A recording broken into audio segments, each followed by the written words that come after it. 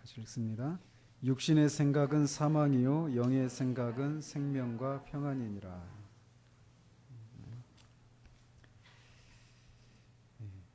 지난주에는 두 주에 걸쳐서 우리가 우리의 마음이 그 정서가 영적인 것들, 하나님 또 하나님께 속한 것들, 이런 것들을 즐거워할 수 있는 그런 상태가 되어야만 우리가 영적인 것들을 지속적으로 사고할 수 있다라고 말씀을 드렸어요. 그래서 우리 마음을 차지하려고 하는 세상과 하나님 간의 어떤 그런 전투가 우리 마음 가운데 일어나는데, 하나님이 우리로 하여금 세상을 향하지 않고 하나님을 향하도록 하기 위해서 취하시는 방식은 세상의 그 실체, 세상이 우리를 이렇게 유혹할 때 세상이 뭔가 다 줄 것 같고 세상이 약속하고 있는 것들이 다 성취될 것 같지만 실상 그렇지 않다라고 하는 것들을 드러내시는 방식으로 해서 우리로 하여금 세상을 경멸하도록 한다.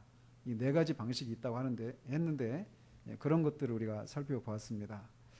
그러면서 그럼에도 불구하고 우리는 세상을 떠나서 살 수는 없단 말이에요. 세상에 속한 것들을 활용하면서 살아야 되는데, 그런 것들을 활용할 때 우리가 그런 것들에 어떤 지나치게 집착하고 그런 것들을 잘못 사용하지 않으면서도 우리의 마음을 절제하면서도 하나님을 향할 수 있는 그런 방식이 어떤 것이 있는가, 어떻게 해야 되는가, 이런 것도 우리가 이렇게 잠시 살펴보았습니다. 이렇게 우리가 두 주에 걸쳐서 우리가 영적으로 사고하기 위해서는 무엇보다도 우리의 정서가 영적인 정서가 되어야 한다라고 하는 사실을 살펴보았습니다. 우리의 정서가 영적인 정서가 아니고서는 영적으로 생각할 수가 없다라는 것이에요. 따라서 우리의 정서가 영적이기 위해서는 어떤 것들이 요구되는데, 오늘은 그것을 이렇게 살펴보도록 합니다. 가장 먼저는 근본적인 것이죠. 우리의 정서가 영적인 것이 되어서 지속적으로 영적인 것들을 생각할 수 있는 그런 사람이 되기 위해서는 우리 정서가, 우리 정서의 원리가, 뿌리가, 근본이 변화되고 새로워지고 신령하고 초자연적인 은혜를 갖추어야 한다라는 것입니다. 우리 정서에 있어서의 근본적인 변화가 일어나야 한다라는 거예요. 왜냐하면 우리의 정서는 본질상 전부 부패하고 뒤틀려 있기 때문에 그렇습니다. 어떤 몇몇 사람들만이 아니라 모든 사람들이 그렇다라는 거예요. 모든 사람들의 마음이 이렇게 그 정서가 이렇게 뒤틀려 있다라는 것이고, 그 모든 사람이 또 일부만 그런 것이 아니라 전부가, 그 사람들의 전부가 그렇다라는 것입니다. 그래서 죄로 인해서 우리 영혼이 큰 타격을 입게 되었는데, 그 영혼의 기능 중에서 그 어떤 기능보다도 우리의 정서같이 무질서하고 부패한 것이 없게 되었다라는 것입니다. 인간이 죄를 짓자 인간의 모든 영혼의 기능은 이렇게 뒤틀려 있게 되었는데, 그 중에 인간의 이성도 연약함을 가지게 되었습니다. 그래서 인간의 이성이 연약하다, 한계가 있다라고 하는 그런 것에 대해서는 하나님을 믿지 않는, 예수님을 믿지 않는 이교도들 중에서 천재라고 일컬어지는 사람들도 인정하고 있는 바예요. 칸트도 순수 이성의 한계, 이런 거를 이성의 한계라는 그런 책도 내기도 했잖아요, 철학서를. 그러니까 우리 이성에는 한계가 있다라고 하는 것을, 연약함을 가지고 있다라고 하는 것을 믿는 사람뿐만 아니라 믿지 않는 사람들도 인정하고 있다라는 것입니다. 그런데 그들이 영적인 것들에 대해서는 어둡고 부패해 있다라고 하는 것을 알지 못한다라는 거예요. 이성이 연약하다라고 하는 것을 인정하면서도, 알고 인정하면서도 자신이 영적인 것들에 대해서는 어둡고 부패해 있다라고 하는 것을 그것을 모르고 있다라는 것입니다. 그럼에도 불구하고 그렇게 영적인 것들에 대해서 이성이 연약하다는 것을 인정하는데도 자신이 영적인 것들에 대해서는 어둡고 부패했다라고 하는 것을 모르고 있는 사람들이라 하더라도 그들의 정서가 도덕적인 일에 대해서 뒤죽박죽이다라고 하는 것을 알긴 합니다. 그런 사람들이라 하더라도. 그래서 그들은 사람들의 생각이 더러운 것을 솟구쳐내는 요동하는 바다와 같다라고 말을 해요. 자신이 영적인 것들에 대해서 어둡다라고 모르고 있는 이런 이교도들, 그런 사람들조차도 자신들의 정서가 이렇게 도덕적인 일에 있어서는 뒤죽박죽이다라고 하는 것을 인정하고 있다라는 것입니다. 그래서 이런 이 부패한 정서는 육체와 영의 모든 욕심의 좌소가 되고 그 욕심의 하수인이기도 해요. 즉 욕심과 모든 종류의 탐심이 이 부패하고 더럽고 썩은 정서에서 흘러나온다라는 것입니다. 정서는 세상에 있는 모든 죄된 행동의 샘과 뿌리에 해당이 됩니다. 여기에서 모든 악한 행동과 어떤 생각들이 나온다라는 거예요. 이런 부패한 정서는 동시에 온 세상을 악과 어둠과 혼돈과 공포로 가득 채우고 있습니다. 이런 부패한 정서는 인간의 영혼이 모든 어떤 죄악된 그런 행동들을 하는 통로이기도 합니다. 마치 우리가 몸의 어떤 지체들을 사용해서 어떤 행동들을 하는 것처럼 우리 영혼의 그런 욕망과 이 죄악된 행동을 이 정서라고 하는 것을 통로 삼아서 행하게 된다라는 것이에요. 그리고 이 정서는 지성의 통제를 받지 않습니다. 지성이 깨달은 그런 깨달음이나 어떤 빛을 따르지 않아요. 이성으로 선이 무엇이고 악이 무엇인지 분별한다고 하더라도 정서는 그런 이성의 그런 이 개념들을 거부하고 자신의 성향을 따라서 오히려 영혼을 이끌어가요. 어떤 행동이 분명히 죄악된 것임에도 불구하고 그걸 하고 만다라는 거예요. 왜 하느냐? 내 마음이 원해서. 이게 그들의 대답이에요. 정서가 이성의 위에 있다라는 것이죠. 이게 죄로 인해서 사람들에게 생겨난 무질서와 혼란이에요. 그러니까 사람이 거듭나면 이 질서가 바뀌는 거죠. 영혼이 우리의 이 정서를 통제하는 거예요. 그래서 우리의 정서가 이렇게 부패해 있다라고 하는 것은 두 가지 방향으로 나타나는데, 하나는 하나님과 영적인 것들에 대해서 전적으로 반감을 갖는 모습으로 나타납니다. 인간의 마음의 상태가 이래요. 그래서 하나님과 이 영적인 것들에 대해서 반감을 가지고 있습니다. 어떤 사람들은 나는 하나님에 대해서 또는 영적인 것들에 대해서 반감을 가지고 있지 않아요 라고 반론을 제기할 수도 있어요. 오히려 자신은 하나님을 또 영적인 것들을 추구하고 있다, 그런 것들을 더 깊이 알기를 원한다 라고 말하고 실제로 그렇게 생각하고 이런 것들과 밀접한 그런 삶을 살아가고 있을 수도 있습니다. 그리고 때로는 어떤 초자연적인 어떤 것들을 경험할 수도 있어요. 그런데 자신들이 경험한 것들이 하나님이 정하신 것들과 맞지 않는다라고 말하면 이내 그들의 본성을 드러내요.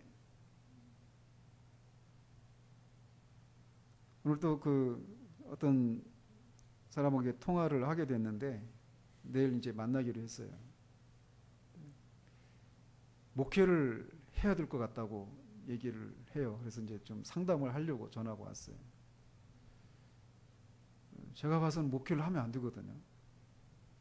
저를 만나면 내일 말할 건데 막 어떤 신비로운 것들을 많이 경험을 했다라는 거예요. 그러니까 그런 것들을 경험하면 나는 하나님에 대해서 영적인 것들에 대해서 반감을 갖고 있지 않다라고 말할 수 있어요. 오히려 그런 것들을 추구한다, 즐거워한다 이렇게 말할 수 있다라는 거예요. 그러나 하나님이 정하신 방식, 하나님이 우리에게 옳다고 말씀하신 계시하신 이 계시를 통해서 성경을 통해서 우리가 경험하고 있는 것들이 또 내가 생각하고 있는 것들이 옳은지 참인지 거짓인지를 분별하려고 하면 그리고 그것에 비추어서 이건 잘못된 것이다. 그래서 이거는 얼마든지 사단도 광명의 천사로 위장해서 이 거짓된 그런 신비로운 것들을 경험하게 할 수 있다. 이런 얘기를 하게 되면 곧장 반발을 한다라는 것이죠. 그래서 하나님이 정하신 방식을 인정하지 않고 그것에 대해서 반발하는 이런 것을 통해서 결국 그의 본성이 이 하나님과 영적인 것들에 대해서 반감을 가지고 있다라고 하는 것을 드러내기도 한다라는 거예요. 그런 면에서 이건 굉장히 중요한 사실입니다. 그러니까 이런 부분에서 많은 사람들이 착각하고 있는 것이 있단 말이에요. 영적인 것을 경험한 사람들에게서 특별히.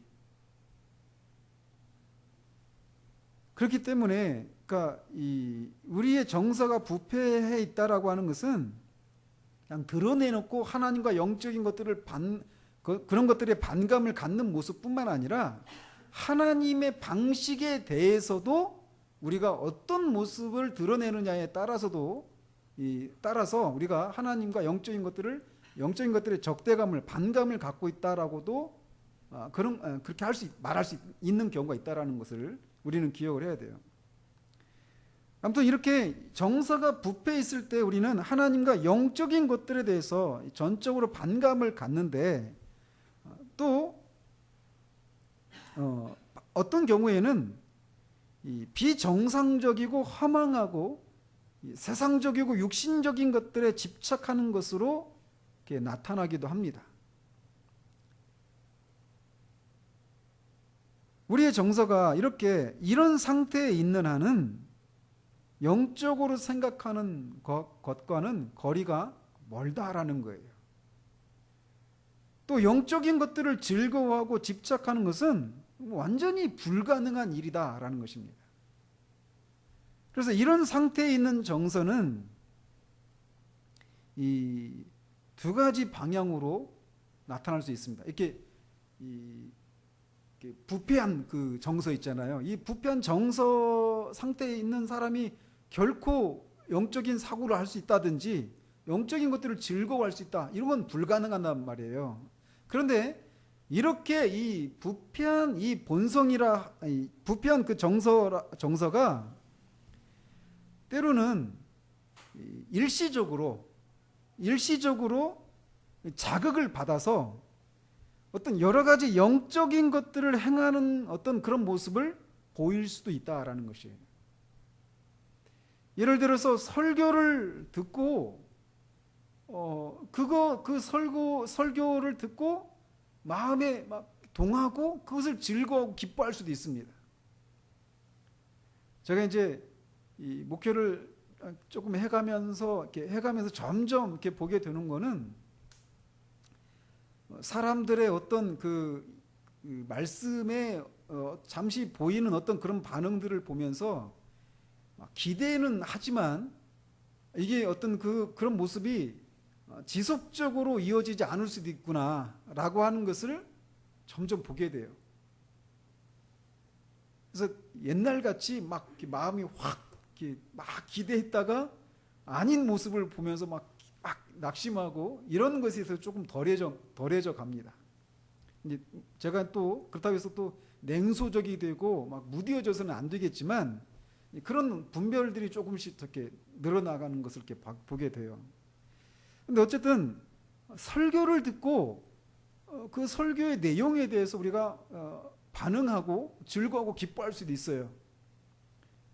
또 어떤 계기가 되어서 어떤 계기가 있어서 내가 이렇게 살다가는 하나님한테 크게 당하겠구나, 큰 벌을 당할지도 모르겠다, 이런 생각을 가질 수도 있습니다.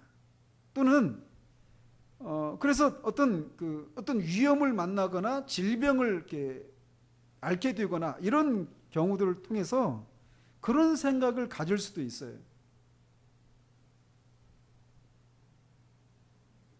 그래서 이 세상에 속한 일들을 막 즐거워하는 것을 덧없게 생각하기도 하고, 육체를 위해서 욕심을 따라 행하는 것이 허무하다라고 하는 그런 생각을 잠시 동안 가질 수도 있습니다.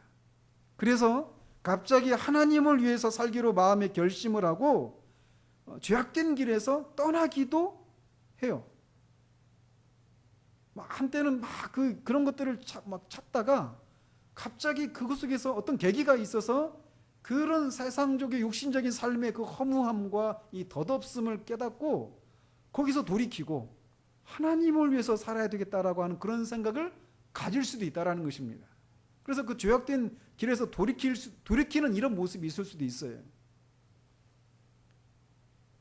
사람이 얼마든지 선과 악, 영원한 것과 순간적인 것, 하나님과 자기들의 마땅한 도리들에 대해서 한동안 생각들을 계속해서 가지고 있었던 그런 생각들과 다른 생각들을 가지고 실제로 그들의 삶에 어떤 변화가 일어나기도 해요. 그렇게 될 때 사람은 자신의 정서에 어떤 변화가 일어났다고 확신할 수도 있습니다. 대체로 이런 일들은 말씀을 들을 때 이렇게 일어나는데, 이런 변화들은 잠시는 그 영혼에 유익을 끼치기도 합니다. 그러나 시험이 오면 그만 다시 세상과 죄에 빠지게 되어버린다는 거예요. 그래서 자신들에게 있었다고 생각했던 그런 정서의 변화라고 하는 것이 일시적인 것에 불과했고, 그의 정서의 본질이 새롭게 된 것은 아니라고 하는 것을 그런 모습을 통해서 드러내는 경우가 있습니다. 실제로 하나님은 이 정서의 어떤 본질적인 그런 변화가 없이도 사람들로 하여금 하나님을 두려워하는 마음이나 허무한 마음을 갖게 해서 그들의 무절제한 삶을 제어하시는 경우들이 있습니다.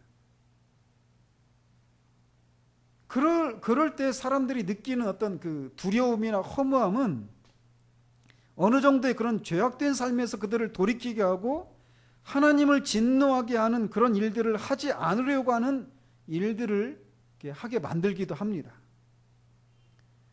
그렇기 때문에 그런 자신의 정서 속에서 느꼈던 그런 두려움이나 허무함들, 이런 것들이 내 정서의 변화가 일어났기 때문에 그런 일들이 일어났다라고 생각하기도 한다라는 거예요. 그러나 본질적인 변화 없이도 얼마든지 그런 일이 일어날 수 있다라는 것입니다. 정서의 근본적인 변화는 영적이고 하나님께 속한 것들에 대한 즐거움과 참맛을 아는 것에 있지, 그런 영적인 것이 아닌 것들을 향해서 마음을 쏟는 것에 대한 하나님의 심판, 하나님의 진노에 대한 두려움이나 어떤 그런 것들 속에서 느끼는 허무함, 이런 것에 있지 않아요. 얼마든지 그런 두려움과 허무함을 느낄 수 있습니다. 그래서 삶을 바꿀 수도 있어요. 그러나 영적이고 하나님께 속한 것들에 대해서 즐거워하고 그것들 속에 있는 그 참맛을 아는 것이 없다면 그는 어떤 근본적인 면에서의 그런 변화가 일어난 것은 아니다라는 거예요. 어쨌든 이 어떤 계기가 되어서 정서가 어떤 자극을 받아서 일시적으로 이렇게 변화되는 그런 삶을 살게 되는 경우가 있어요. 일시적으로 말이죠. 그런데 이렇게 정서가 받는 어떤 그런 인상들은 때로는 어떤 습관적인 변화로 이어지기도 한다라는 거예요. 잠시 일어나는 변화가 아니라 그 사람의 어떤 습관처럼 그렇게 지속적으로 그 삶을 유지하는 모습으로 이어질 수도 있다라는 거예요. 이 부분이 굉장히 두려운 부분이지만 이게 사실입니다. 그래서 많은 사람들이 속고 있을 수도 있어요. 되면 교회 안에서 그런 사람들이 많잖아요. 그런 경우들이 종종 있어요. 왜냐하면 좀 전에도 말씀드렸지만 막 어떤 그 사고를 당한다든지 아니면 어떤 큰 질병을 앓는다든지 아니면 어떤 이 사건을 집안이 쫄딱 망한다든지 어떤 이런 계기가 이런 일이 있어서 하나님을 생각하게 되고 그래서 그런 삶에서 돌이켜서 교회로 들어온 사람도 있습니다. 그리고 그렇게 들어와 가지고 죽을 때까지 교회를 다니다가 죽는 사람이 있을 수 있어요. 그런데 그 사람의 정서에 본질적인 변화가 일어나지 않은 채로도 그렇게 할 수 있다라는 거예요. 굉장히 무서운 얘기죠. 그럴 수 있다라는 겁니다. 그래서 어떤 이 일시적이 아니라 습관적인 그런 변화로 이어질 수 있어요. 그래서 이 천성적으로 열정적이고 과격했던 사람이 신중하게 되고 온화해지게 되는, 또 육감적인 그런 자들이 절제가 있게 되고 믿음을 미워하던 자들이 믿음을 고백하게 되기도 해요. 정서에 일어난 어떤 변화가 이런 삶의 모습으로 이어지기도 한다라는 거예요. 그래서 도덕적인 변화가 일어나기도 합니다. 이런 일들이 이교도들에게서 특히 이런 모습을 얼마든지 찾아볼 수 있어요. 어제 그제 제가 이렇게 책을 이렇게 2권을 읽었어요. 이제 계속 이제 아이들을 무엇을 가르쳐야 되는가 이런 것과 이제 관련해서 책을 계속 읽어가고 있는데,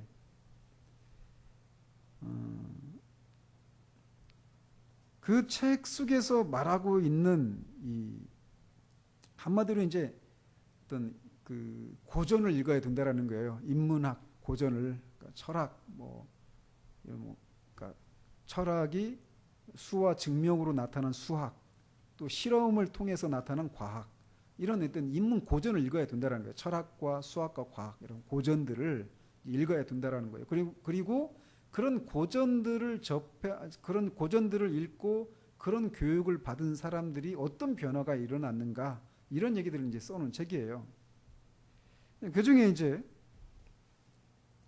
이 아인슈타인에 대한 이제 얘기도 있어요. 근데 아인슈타인을 우리는 이 상대성 이론을 이렇게 발견한 그런 천재 과학자 이렇게만 생각하기 쉬운데, 그는 이 철학에 아주 그런 이렇게 조예가 깊었던 사람이었어요. 특히 그가 17살 때 칸트를 만났어요. 책을 통해서.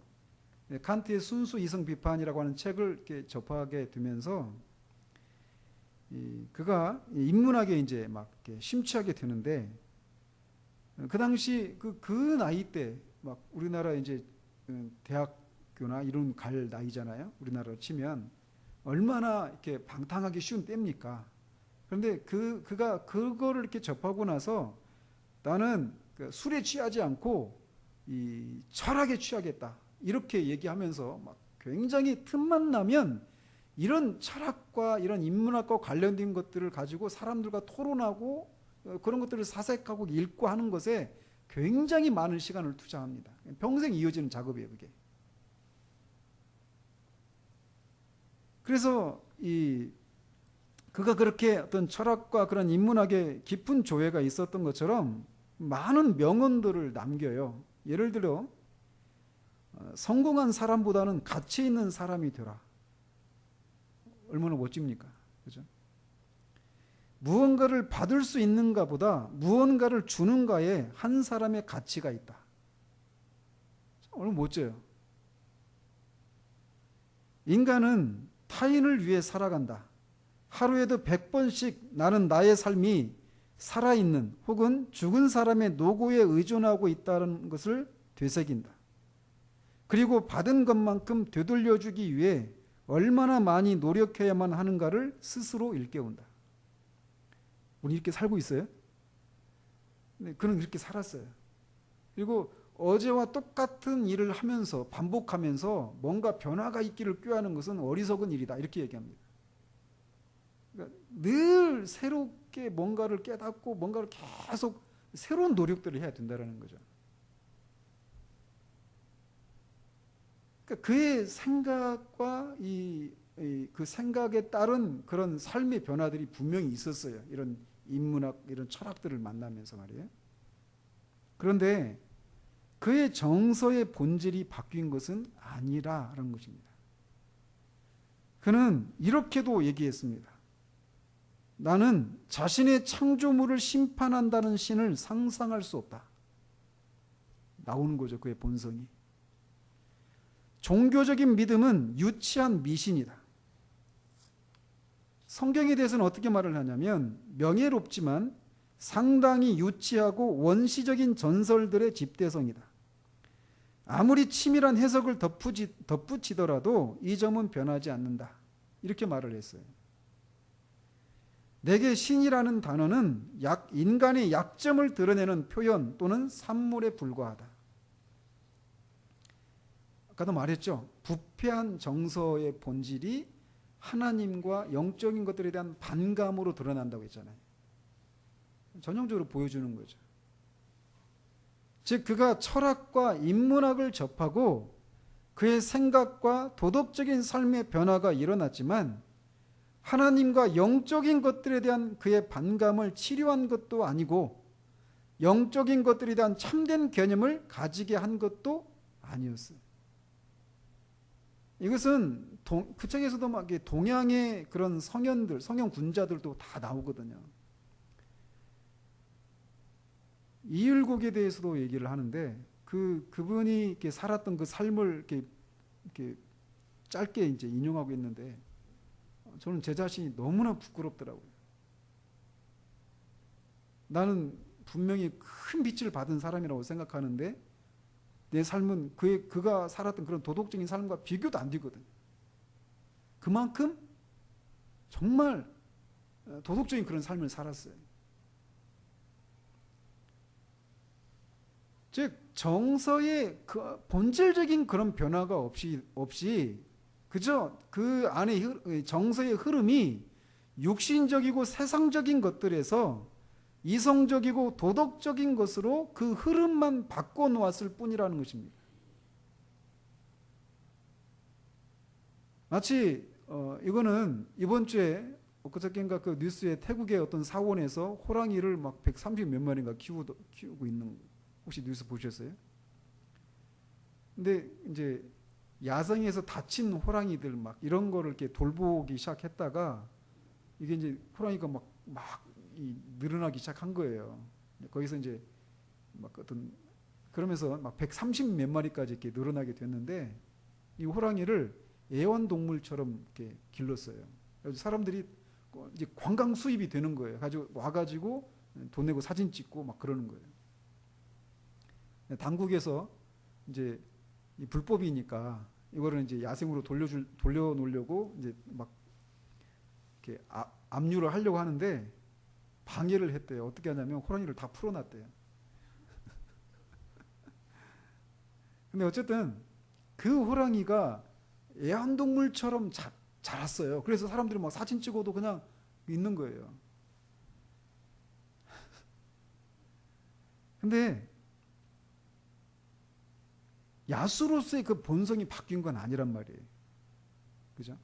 그러니까 그렇게 길러져서 지금은 그렇게 순한 양같이 그렇게 하고 있지만 본성 자체가 바뀐 건 아니라는 거예요. 야수의 본성이. 그런 것처럼 이 어떤 정말 이교도들 안에서 도덕적으로 굉장히 큰 그런 변화, 우리가 보기에도 너무나 부끄러운 그런 정도의 그런 높은 수준의 그런 고매한 삶을 살았던 사람들이라 하더라도 다만 정서의 본질이 바뀐 게 아니라 흐름만 바뀌었을 뿐이다라고 하는 거. 세상적이고 육신적인 것에서 이성적이고 도덕적인 것으로의 그런 흐름만 바뀌었을 뿐이지 본성이 바뀐 것은 아니다라는 것을 아니다라고 하는 것을 우리는 알 수 있다라는 거예요. 그렇다고 해서 우리는 그런 사람들에 대해서 우리가 냉소적인 태도를 가져서는 안 돼요. 그건 우리가 그런 태도를 가져서는 안 되죠. 그렇지만 실상이 그런 거라는 거예요. 그러니까 그 책이 제가 개인적으로 여기에서 그런 얘기를 하는 게 참 적절한지 모르겠는데, 기독교인이라고 말하면서 막 거기 책에서 막 언급하거든요, 자기도. 그런데 이런 얘기들이 없거든요, 사실. 그렇기 때문에 사람들로 하여금 이렇게 인문학이, 이 고전이 뭔가 그 사람의 어떤 그 능력과 이 본질적인 그런 변화, 이 도덕적인 참된 사람이 되어지는 거, 거기서 꿈꾸는 게 다 그거거든요. 목표하는 게 참된 사람이 되는 거. 근데 그것이 마치 그렇게 그런 교육과 철학, 이것이 그런 변화를 가져다 줄 수 있는 것처럼 생각할 수 있겠다, 이런 위험이 있다, 이런 판단이 서더라고요. 사실 우리에게 필요한 건 복음이죠. 인문학과 철학이 아니라 우리에게 필요한 건, 세상에 필요한 건 복음이에요. 어쨌든 내면이 변화되었다라고 하는 것은 그 태국의 한 사원에 있는 그 호랑이를 어려서부터 애완동물처럼 막 자라게 해가지고 그렇게 겉으로 그렇게 순한 양같이 행동하게 만드는 이런 것이 변화가 아니라는, 근본적인 변화가 아니란 말이에요. 그 근본적인 변화가 무엇이냐면 이사야서 11장에 보면 6절 9절에 이런 얘기가 있어요. 이리가 어린 양과 함께 살며 표범이 어린 염소와 함께 누우며 송아지와 어린 사자와 살진 짐승이 함께 있어 어린아이에게 끌리며 암소와 곰이 함께 먹으며 그것들의 새끼가 함께 엎드리며 사자가 소처럼 풀을 먹을 것이며 젖먹는 아이가 독사의 구멍에서 장난하며 젖된 어린아이가 독사의 굴에 손을 넣을 것이라. 내 거룩한 산 모든 곳에서 해됨도 없고 상함도 없을 것이니 이는 물이 바다를 덮음같이 여호와를 아는 지식이 세상에 충만할 것임이니라. 장차 새하늘과 새 땅에서 일어날 일들을 이렇게 묘사하고 있는 장면인데, 거기에서 여기서 나오는 뭐 사자, 곰, 독사, 이리, 이게 어디서부터 이렇게 애완동물로 길러서 이렇게 된 게 아니란 말이에요. 본성이 바뀌어버린 거죠. 이 내면의 변화가 일어나는 거예요, 일종의. 그런 것처럼 이 정서의 본질적인 변화가 일어나지 않고도 다만 그 정서의 흐름에 변화가 일어나서 그가 어떤 도덕적인, 높은 수준의 도덕적인 삶을 살 수도 있다라는 거예요.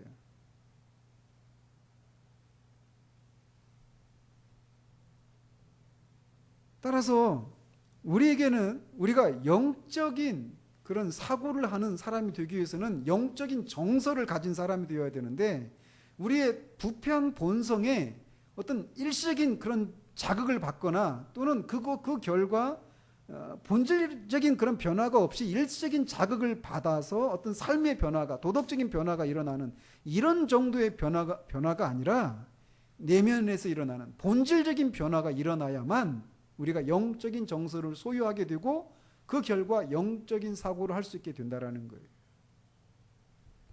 이 사실은 굉장히 중요한 내용이에요.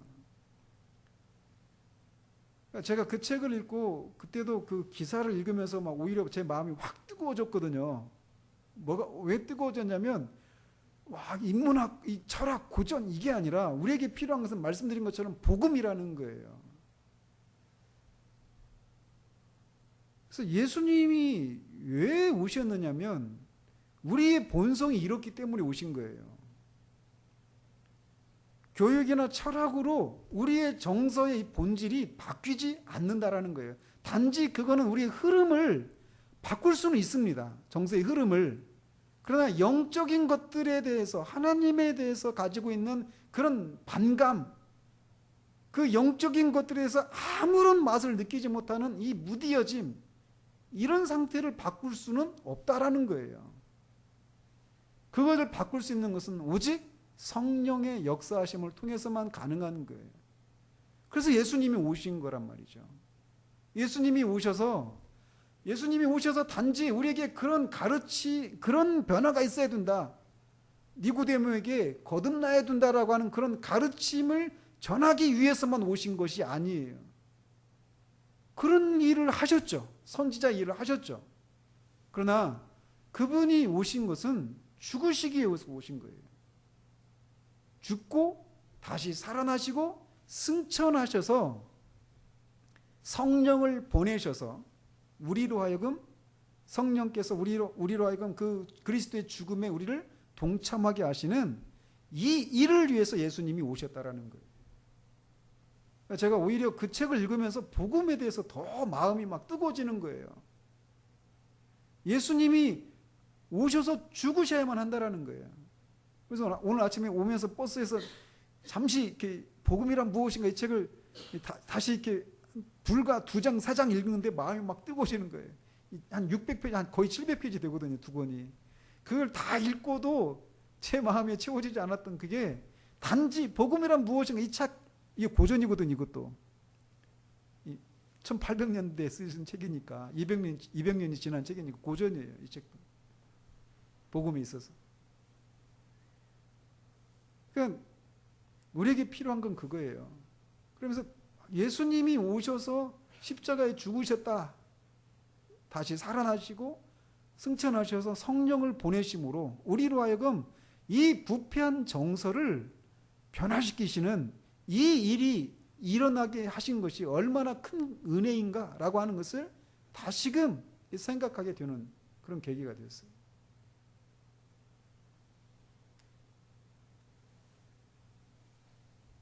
우리가 정서가 근본적으로 변화되어야 되는데 우리의 정서가 근본적으로 본질적으로 변화된다라고 하는 이것은 어떤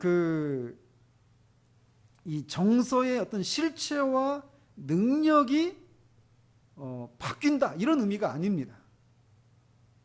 이것은 마치 출애굽 과정에서 이스라엘 백성들이 광야에서 이렇게 출애굽기 15장인가요? 거기에서 마라 물을 먹어야 되는데 그 물이 써서 못 먹었잖아요. 그러니까 모세가 나뭇가지를 던져가지고 물을 달게 했죠. 그 나뭇가지를 던져서 그 물 맛이 바뀌기 전과 후에 물이라고 하는 실체가 바뀐 건 아니죠. 물의 실체가 바뀐 건 아니에요. 그러나 그 물의 성질, 어떤 이런 것은 바뀌었죠. 그러나 물이라고 하는 실체, 이런 면에서는 바뀐 게 아니란 말이에요. 그런 것처럼 우리의 정서가 바뀐다라고 할 때, 본질적인 변화가 일어난다라고 할 때, 이 정서의 실체와 어떤 능력이 바뀌는 것은 아니에요. 그러나 그 정서의 어떤 품격과 자질, 어떤 그런 이런 변화들이 일어났다는 거죠. 품격과 자질과 성향이 바뀌게 되었다라는 것입니다. 특별히 영적인 것과 하나님에 속한 것들, 이런 것들에 대한 것에 변화가 일어난다라는 거예요.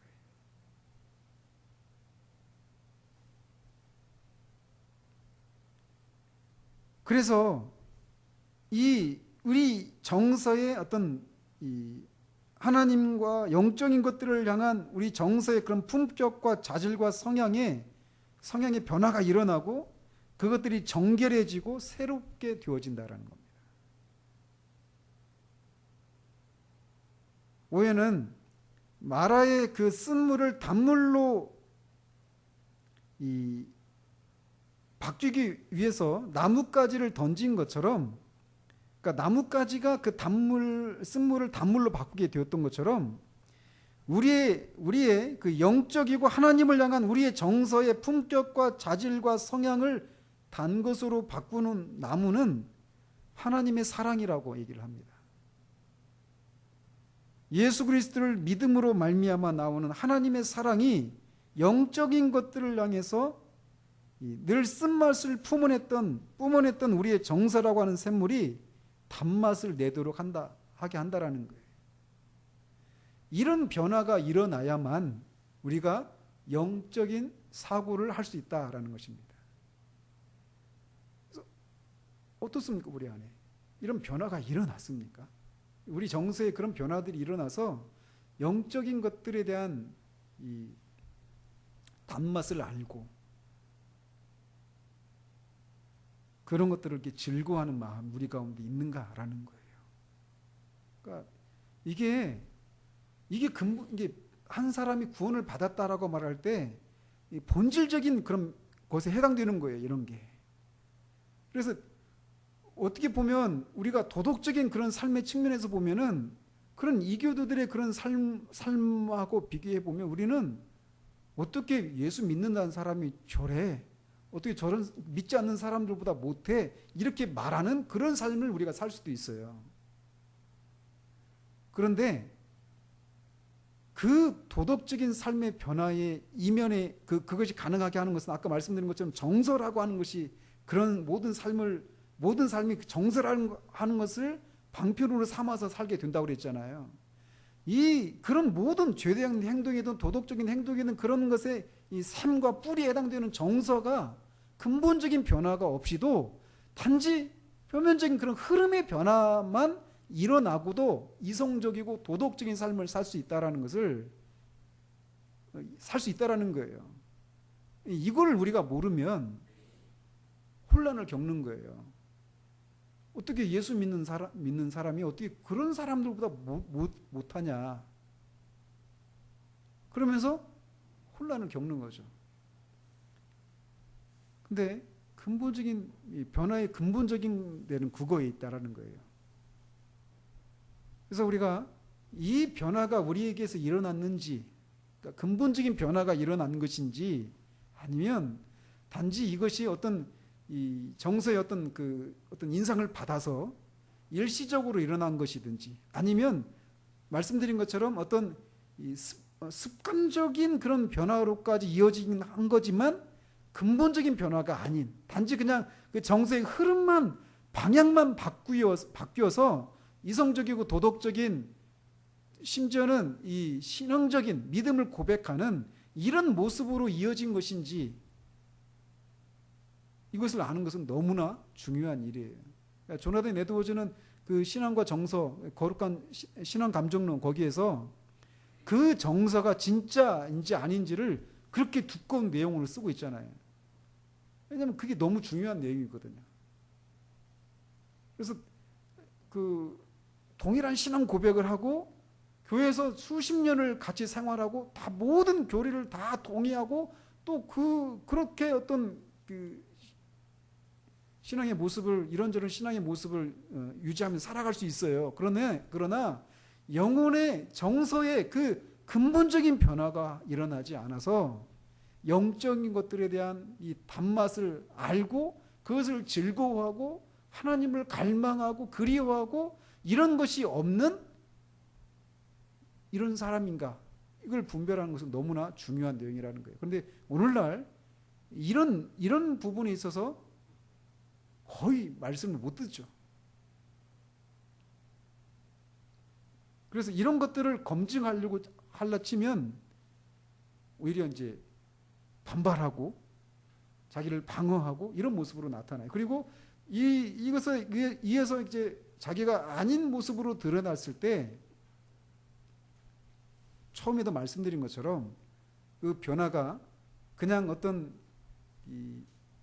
일시적인 어떤 그런 인상을 받은 것에서 불과한, 그래서 하나님을 향해서 영적인 것들에 대해서 하나님의 방식에 대해서 뿌리 깊은 그 반감이 치료된 것은 아니다라고 하는 것을 드러내는 경우도 있다라는 거예요. 이런 면에서 이런 존 오웬이나 청교도들의 그 설교들은 항상 탐사적입니다. 그런 면에서. 왜냐하면 많은 경우에 속거든요. 저 자신도 속아왔고. 그런 면에서 우리는 우리 자신을 이렇게 살펴야 돼요. 내 안에 그런 정서가 진짜 이 근본적인 변화가 일어난 것인지, 그 내용에 대해서는 다음 주에 더 상세히 할 것입니다. 그러나 또 반대로 우리에게 이런 단지 어떤 이교도들 안에서 그 정서의 그런 자극을 받아서 도덕적인 이런 아주 높은 수준의 그런 삶을 사는 사람들과 우리를 비교해 보면 우리 정말 비교할 수 없어요. 여러분이 한번 그 책을 한번 읽어보십시오. 그러면은 야 진짜 나는 진짜 막 짐승처럼 살고 있는 것 같은, 막 지적인 능력도 그렇고 삶에 있어서도 그렇고 너무 그냥 낮은 수준에 머물러 있구나, 이런 생각을 가질 수 있습니다. 그런데 그들에게 없는 생명이 우리 가운데 있을 수 있다는 거예요. 그런 면에서 주님이, 저는 이 복음이 정말 복음인 거예요. 저한테 다시 하나님, 주님이 말씀하신 것처럼 이것을 지혜로운 자들에게는 감추시고 어린 아이들에게는 나타내신 거, 이게 아버지의 뜻이거든요. 그리스도의 십자가의 복음이 그렇습니다. 지혜로운 자의 것이 아니라 미련한 자들을 들어 쓰셔서 지혜로운 자들을 부끄럽게 하시는, 이게 하나님의 방식이에요.